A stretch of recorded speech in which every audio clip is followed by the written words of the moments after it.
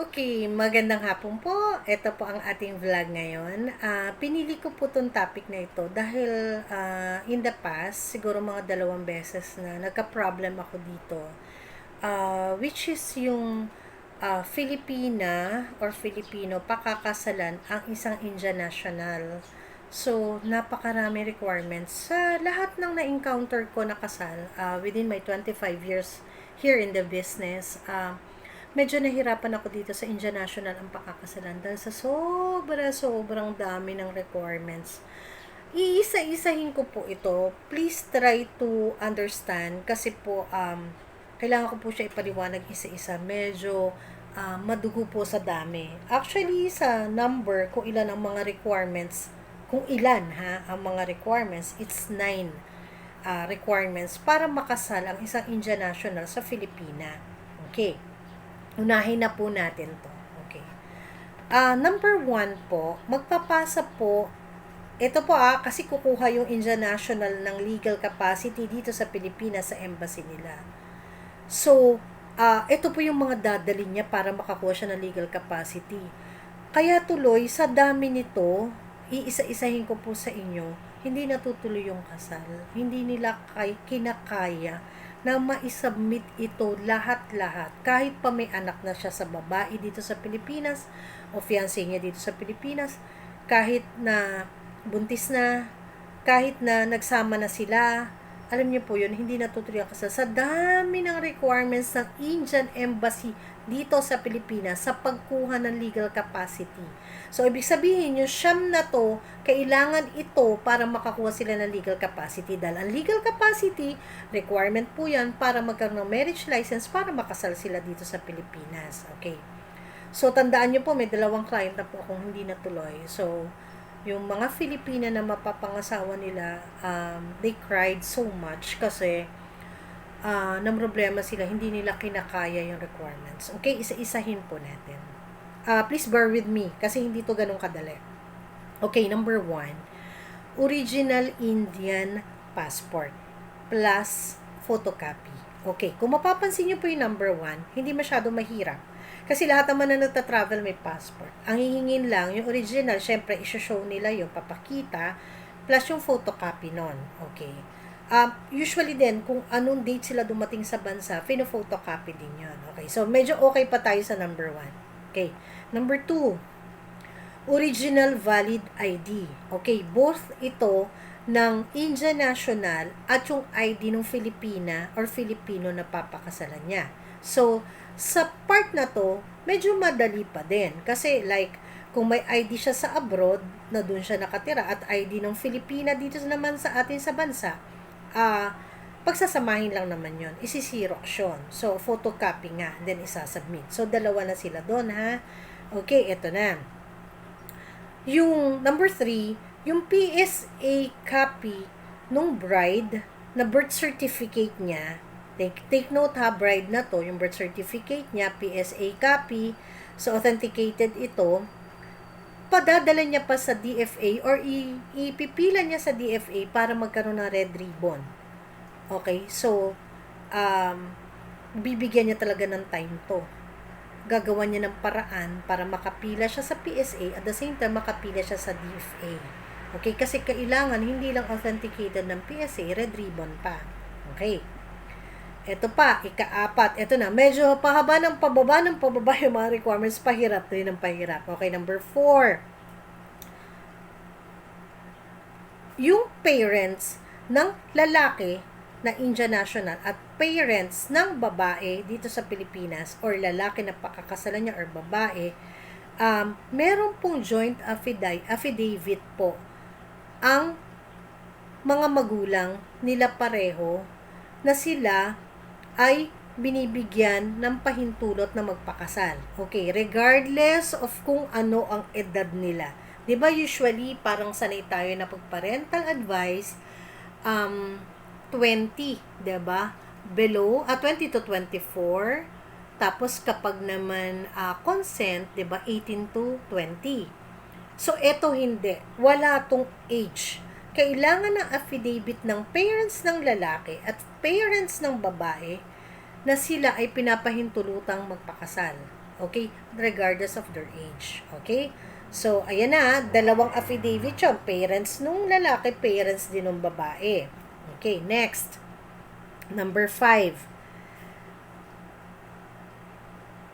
Binabasa ko ng mabuti para hindi ako magkamali. Okay.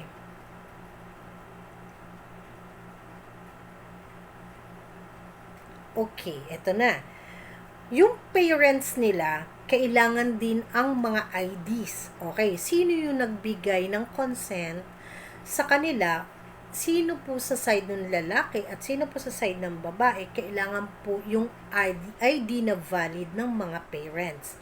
So, sabihin na natin na photocopy ito, no? Kailangan din po yung original, kailangan din po yung photocopy kung sino po yung nagbigay ng affidavit or ng consent. Okay, sa parents. Okay, next. Senomar po ng dalawa.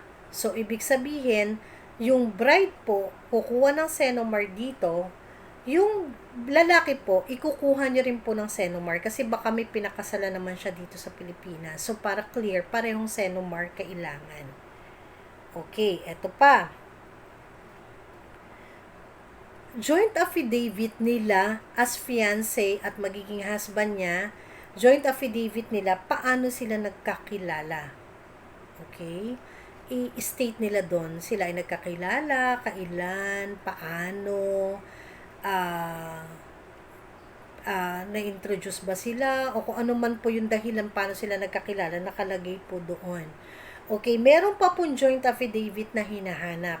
Joint affidavit, ito po ay written, ha? Okay, written tong pinag-uusapan natin. Isusulat nila. Okay, kung paano sila nagkakilala. And then, anong plano nila in the future? Okay, halimbawa po, naging mag-asawa na sila, ano na pong future plan nila? Kailangan naka-written din po yon. So, joint affidavit po nilang dalawa yon. Silang ikakasal. Okay? So, pang ilan na tayo?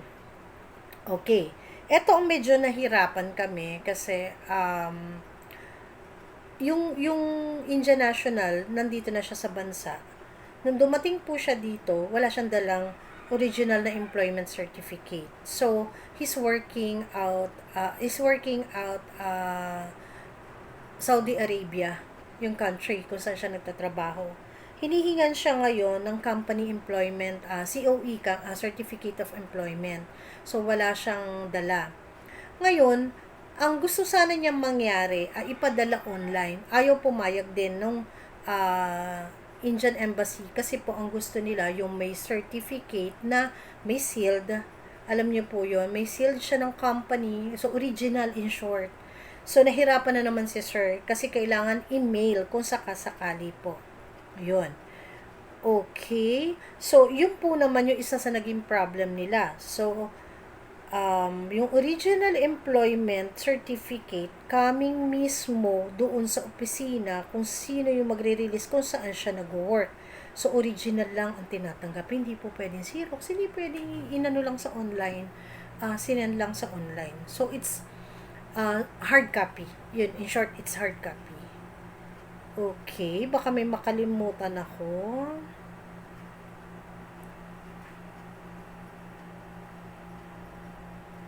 Okay. So, ayan na po. Siyam na po yun. So, ulitin ko po uli para medyo malinawan tayo.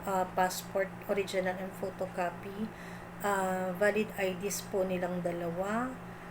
Birth certificate ng babae with red ribbon. PSA copy with red ribbon. Joint separate affidavit of parents na sila po ay pumapayag sa pagpapakasal ng dalawa. Both po yan na both sides. And of course, yung copies po ng IDs nilang dalawa, government IDs. And then, Senomar, dito sa Pilipinas, kukunin silang dalawa din. And then, joint affidavit po, na dalawa po yon. Isa po, naka-state paano sila nagkakilala. Ikalawa po, joint affidavit, anong plano nila in the future. Okay, kung sila'y mag-asawa na. And then, yung original employment certificate po, nung lalaki, kung saan po siya nagtatrabaho, original ang gusto, hindi photocopy, hindi sent by email. So, Actually, yung iba po, natulungan ko na sila with the joint affidavit. Natulungan ko na sila. But the problem is, um, like yung sa mommy na joint or separate affidavit para sa consent, doon manggagaling sa ibang bansa kung saan nandun yung mommy niya, which is India. Kailangan niya mag-ano ng lawyer para makakuha nito. So, doon din galing. Original din po. Hindi siya pwedeng sent by email. So, eto pa lang. Pag nandito na sa Pilipinas yung pakakasalan mo, wala na. Hirap ka na. Kasi yung ibang hinahanap doon manggagaling. Dalawa yun doon manggagaling affidavit ng parents. At saka po yung original employment certificate. So, kumbaga, nandito ka na. Andun pa yung mga kailangan mo. It's so hard. Tapos yung bakasyon mo, sabihin na natin na 2 weeks lang, ganun. Kulang na kulang para ma-prepare lahat. So, dalawang kasal ko na Indian National pakakasalan, failed talaga. Wala, hindi natuloy. Hindi. Pag may nag-i-inquire sa akin, sinasabi ko agad o requirements, nasya-shock na sila. Tapos, ang question sa akin ng Indian National, why it's so hard in your country? Sabi niyang gano'n. Sabi ko, bakit po hard sa country namin? Ang hinihingi lang naman po namin is legal capacity nyo. Ang embassy nyo, ang napakahigpit sa dami ng requirements. Why? 'Di ba? Nasa bansa namin kayo, and yet, sobrang dami yung requirements para makakuha lang ng legal capacity. So, I don't know. Parang iniisip niya, pinahihirapan daw namin siya. Sabi ko, paano namin kayo pahihirapan? Requirements po ng embassy niyo yun, hindi ng Pilipinas. We just need the legal capacity kasi that's one of the requirements, sabi ko sa kanya. So, anyways, I've been talking to mga professional na Indian National to, ha. Yung isa engineer, yung isa is financer. So, may company sila pareho. It's also a big company. Lahat sila located pareho working at Saudi Arabian country. So, Saudi Arabia. So, hindi ko alam kung hindi naman, kumbaga parang naiisip ko lang na kung iisipin mo at iisa-isa ng mga requirements, madali silang makakaintindi. Kasi, educated naman sila. But, the problem is, iniisip ko lang, kung nandun sila sa ibang bansa, dapat sana na-inquire na nila to para hindi na ganun kahirap. Tapos kung nandun sila, di lahat ng kaya nilang iayos, dalhin na requirements na isa-isa na nila, na see to it nilang, ito pala kailangan, ito pala dapat may dala ko. Dapat pala yung mom ko or yung dad ko may affidavit. Dapat pala meron akong affidavit na alam na nung magiging asawa ko na how they met, tapos what are their plans in the future, mga ganon. So, dapat nag-uusap na rin sila. So, hindi ko alam, hindi ko nakikita yung, paano ba yan? Alam niyo po, kaya ako ganito. Kasi alam niyo po yung Taiwan Embassy, yun ay niisip kong pinakamahigpit sa lahat. Ang dami kong client na kinasal sa Taiwanese, sobrang hirap. Sobrang kapal po na sinasagutan nila ng mga forms. Sobrang dami po nila requirements. Up to the point na tapos na yung wedding, tumutulong pa rin ako para ma-complete ni requirements sila. Pero hindi ko po alam na may ganito pa pala na mahigpit pa sa kanila. Sobrang higpit. Hindi ko lang po alam after the wedding ko ano pa ang pagdadaanan ng Filipina na mapapangasawa niya. Kasi eto pa lang requirements pa lang before marrying. Hirap na sila. So, yun po. Kaya ako po to ginawa ng vlog kasi po madaming na-stress na client ko dito. Tapos marami na de-depress na bakit ganun kahirap. Tapos pwede bang wala na lang legal capacity, which is hindi naman po pwede. Alam niyo naman po number 1 requirement yan sa mga non-Filipino na ikakasal sa bansa. So yun po. So yun, I hope nakatulong naman to. Sana mapanood din to nung mga nagpaplano magpakasal sa isang Indian National. So, para matulungan ko rin kayo. At yung sa client kong dalawa na depressed because of these requirements, sana naayos nyo na to. And one day, balik lang po kayo sa akin. Willing pa rin po akong tulungan kayo. I will help you sa abot na makakaya ko po para ma-resolve din po tong problema nyo na to. At sana maging good start na to sa atin. And then, sana happy ending. Thank you so much. Please do share and like. Please hit the bell button para sa mga vlogs natin. Maraming salamat po. Subscribe lang po kayo and comment. Maraming salamat po.